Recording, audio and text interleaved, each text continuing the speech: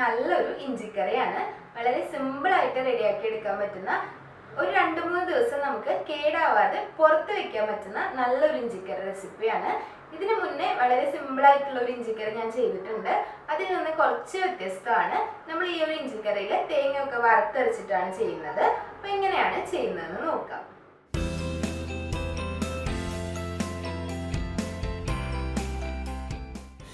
ഇഞ്ചിക്കറി റെഡിയാക്കാൻ വേണ്ടി മിക്സിയുടെ ഏറ്റവും ചെറിയ ജാർ എടുത്ത് വയ്ക്കുക. ഇതിലേക്ക് ഒരു വലിയ കഷ്ണം ഇഞ്ചി അല്ലെങ്കിൽ ഏകദേശം ഒരു 100 ഗ്രാം ഇഞ്ചി ചെറുതായിട്ടൊന്ന് കട്ട് ചെയ്തിട്ട് ചേർത്ത് കൊടുക്കാം.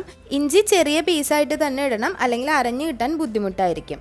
ഇതിലേക്ക് 1/2 കപ്പ് തേങ്ങ കൂടി ചേർത്ത് കൊടുക്കുന്നുണ്ട്. ചിരവിയ തേങ്ങയാണ് ചേർക്കേണ്ടത്. ഇതും നല്ലതുപോലെ ഒന്ന് അരച്ചെടുക്കുക. ഇത് ഒരുമിച്ച് ഇതുപോലെ ഇട്ട് അരച്ചെടുക്കുന്നതായിരിക്കും എളുപ്പം. അല്ലാന്നുണ്ടെങ്കിൽ രണ്ടും രണ്ടായിട്ട് സെപ്പറേറ്റ് ആയിട്ട് അരച്ചെടുക്കുക. 1/2 കപ്പ് ഉള്ളി ചെറുതായിട്ട് അരിഞ്ഞത് കൂടി എടുത്തു വെക്കണം. ഏകദേശം 15 അല്ലി ഉള്ളി ഉണ്ട്. ഉള്ളി തന്നെയാണ് നല്ലത്, സവാളയെക്കാട്ടിലും. ചുവട് കട്ടിയുള്ള ഒരു പാത്രം എടുക്കുക. അതിലേക്ക് 2 ടേബിൾ സ്പൂൺ വെളിച്ചെണ്ണയാണ് ഒഴിച്ചു കൊടുക്കേണ്ടത്. വെളിച്ചെണ്ണ നന്നായി ചൂടായി വരുമ്പോൾ 1/2 ടീസ്പൂൺ കടുക് കൂടിയിട്ട് പൊട്ടിക്കണം. നന്നായി ചൂടായതിന് ശേഷം മാത്രം കടുക് ഇട്ട് കൊടുക്കുക. കടുക് നല്ലതുപോലെ പൊട്ടിയതിന് ശേഷം മാത്രം ബാക്കി ഇൻഗ്രീഡിയൻസ് എല്ലാം ചേർത്ത് കൊടുക്കണം.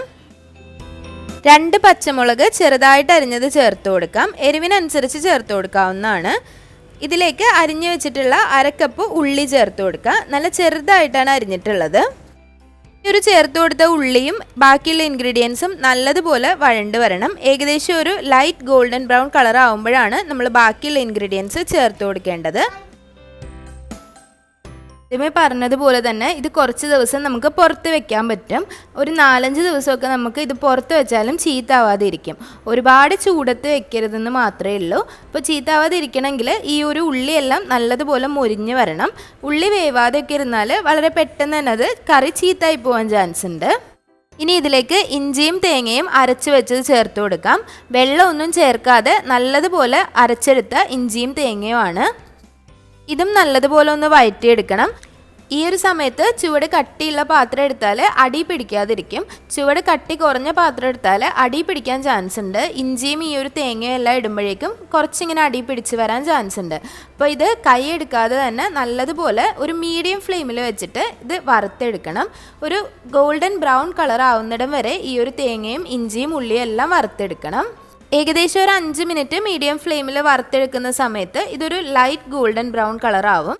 ഇതിലേക്ക് 1 ടീസ്പൂൺ കാശ്മീരി മുളക് പൊടി, 1 ടീസ്പൂൺ മല്ലിപ്പൊടി, 1/4 ടീസ്പൂൺ മഞ്ഞൾപ്പൊടി, ആവശ്യത്തിന് ഉപ്പ് കൂടി ചേർത്ത് കൊടുക്കാം.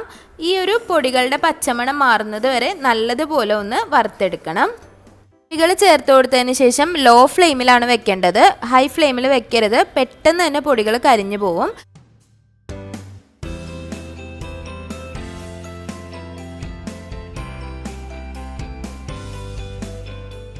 നല്ലതുപോലെ ഒന്ന് വറുത്തെടുക്കുക. ഏറ്റവും ചെറിയ തീയിൽ വെച്ച് വേണം വറുത്തെടുക്കാൻ. ആ ഒരു ഇഞ്ചിയും തേങ്ങയും ബാക്കിയുള്ള എല്ലാ ഇൻഗ്രീഡിയൻസും വറുത്ത് വന്നതിലേക്ക് കുറച്ച് ശർക്കര ചേർത്ത് കൊടുക്കുക.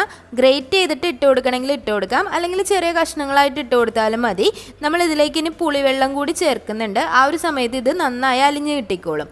ഈ ഒരു ശർക്കര ഇട്ടിട്ടും നല്ലതുപോലെ ഒന്ന് മിക്സാക്കി കൊടുക്കുക. ഗ്രേറ്റ് ചെയ്തതാണെങ്കിൽ വളരെ പെട്ടെന്ന് അലിഞ്ഞ് കിട്ടും എന്നത് മാത്രമേ ഉള്ളൂ.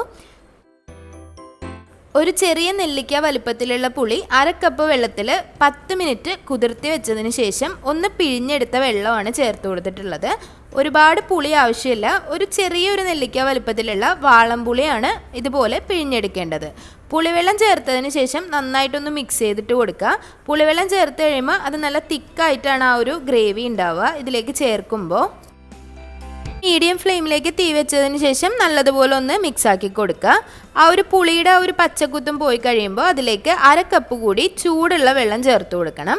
പച്ചവെള്ളം ചേർക്കരുത്, ചൂടുവെള്ളം കൂടി ചേർത്തിട്ട് ഒന്നങ്ങ് മിക്സാക്കി കൊടുക്കുക. ഈ ഒരു സമയത്ത് നമ്മൾ ചേർത്ത് കൊടുത്ത ശർക്കര എല്ലാം അലിഞ്ഞ് കിട്ടിയിട്ടുണ്ടാവും. അതുപോലെ ഈ ഒരു വെള്ളത്തിൽ കിടന്ന് ഇത് നല്ലതുപോലെ തിക്ക് ഗ്രേവി ആയിട്ട് വരും. ഈ ഒരു ഇഞ്ചിക്കറി കുറച്ച് ചാറോടുകൂടി എടുക്കുന്നതിനേക്കാട്ടിലും കുറച്ചുകൂടി ഒന്ന് തിക്കാക്കി എടുക്കുന്നതാണ് നല്ലത്. കുറച്ച് കനത്തിൽ എടുക്കുന്നതാണ് നല്ലത്. അതുപോലെ തന്നെ അത് കേടാവാതിരിക്കാനും അത് എളുപ്പം ഉണ്ടാവും. ഒരു 4-5 ദിവസമൊക്കെ നമുക്കിത് പുറത്ത് വയ്ക്കാം. അത് കഴിഞ്ഞാൽ ഫ്രിഡ്ജിലാണ് വെക്കുന്നതെങ്കിൽ നല്ലൊരു എയർ ടൈറ്റ് കണ്ടെയ്നറിലാക്കി നമ്മൾ അച്ചാറൊക്കെ സൂക്ഷിക്കുന്നത് പോലെ നമുക്കൊരു 2 ആഴ്ച വരെയൊക്കെ ഫ്രിഡ്ജിൽ വെച്ച് ഈ ഒരു ഇഞ്ചിക്കറി ഉപയോഗിക്കാം. തേങ്ങയും ഇഞ്ചിയൊക്കെ നല്ലതുപോലെ വറുത്തെടുത്തിട്ടില്ല, അതുപോലെ ഉള്ളി നല്ലതുപോലെ വഴണ്ട് വന്നിട്ടില്ലെങ്കിലും ഈ ഒരു ഇഞ്ചിക്കറി പെട്ടെന്ന് തന്നെ കേടാവാൻ ചാൻസ് ഉണ്ട്. അപ്പോൾ അതൊക്കെയാണ് ഈ ഒരു ഇഞ്ചിക്കറി തയ്യാറാക്കുമ്പോൾ ശ്രദ്ധിക്കാനുള്ളത്. നല്ലതുപോലെ ഒന്ന് വരട്ടിയെടുത്തിട്ടുണ്ട്. അധികം വെള്ളമില്ലാതെയാണ് ഈ ഒരു ഇഞ്ചിക്കറി ഞാൻ എടുത്തിട്ടുള്ളത്. ഒരു എയർ ടൈറ്റ് കണ്ടെയ്നറിലാക്കിയാണ് വെക്കേണ്ടത്. കുറച്ച് നേരം വെച്ചതിന് ശേഷം ചൂട് നല്ലതുപോലെ പോയതിന് ശേഷം മാത്രം ഒരു എയർ ടൈറ്റ് കണ്ടെയ്നറിലാക്കി വെക്കുക. ഒരു ദിവസം എന്തായാലും ഇതൊന്ന് പുറത്ത് വെക്കുക. അപ്പോഴേക്ക് ഇതിലേക്ക് നല്ല ടേസ്റ്റ് പിടിക്കും. അതിനുശേഷം നിങ്ങൾക്കെടുത്ത് ഫ്രിഡ്ജിൽ വെക്കാം. ഇനി ഫ്രിഡ്ജ് ഇല്ലാത്തവരാണെങ്കിൽ ഒരു 4 ദിവസം വരേക്ക് ഇത് പുറത്ത് വെച്ചാലും കേടാവാതിരിക്കും. അപ്പോൾ എല്ലാവരും ഒന്ന് ട്രൈ ചെയ്ത് നോക്കുക. ട്രൈ ചെയ്ത് നോക്കിയിട്ട് അഭിപ്രായങ്ങളൊക്കെ അറിയിക്കുക. അതുപോലെ ഈ ഒരു ഇഞ്ചിക്കറി ചോറിന് മാത്രമല്ല ദോശയ്ക്കും അപ്പത്തിനും ഒക്കെ കൂട്ടി സൈഡ് ഡിഷായിട്ട് ഉപയോഗിക്കാം. അതുപോലെ ഒരു അച്ചാർ പോലെ അല്ലെങ്കിൽ ഒരു തൊട്ടുകൂട്ടാൻ പോലെയും ഇത് ഉപയോഗിക്കാവുന്നതാണ്. സദ്യയ്ക്ക് വിളമ്പാം. അപ്പോൾ ട്രൈ ചെയ്ത് നോക്കിയിട്ട് അഭിപ്രായങ്ങളൊക്കെ അറിയിക്കുക. വീഡിയോസൊക്കെ ഇഷ്ടമാവുന്നുണ്ടെങ്കിൽ ലൈക്ക് ചെയ്യുക, ഷെയർ ചെയ്യുക, സബ്സ്ക്രൈബ് ചെയ്യുക. നിങ്ങൾക്ക് ഈ ഒരു റെസിപ്പി ഇഷ്ടമായിട്ടുണ്ടെങ്കിൽ ഈ ഒരു വീഡിയോ ലൈക്ക് ചെയ്യാൻ മറക്കരുത്. ഇതിനു മുൻപ് ഞാനൊരു ഇൻസ്റ്റൻറ്റ് ഇഞ്ചിക്കറിയുടെ റെസിപ്പി ഇട്ടിട്ടുണ്ട്. അതിൻ്റെ ലിങ്ക് ഞാൻ ഇവിടെ ഡിസ്ക്രിപ്ഷൻ ബോക്സിൽ കൊടുക്കാം.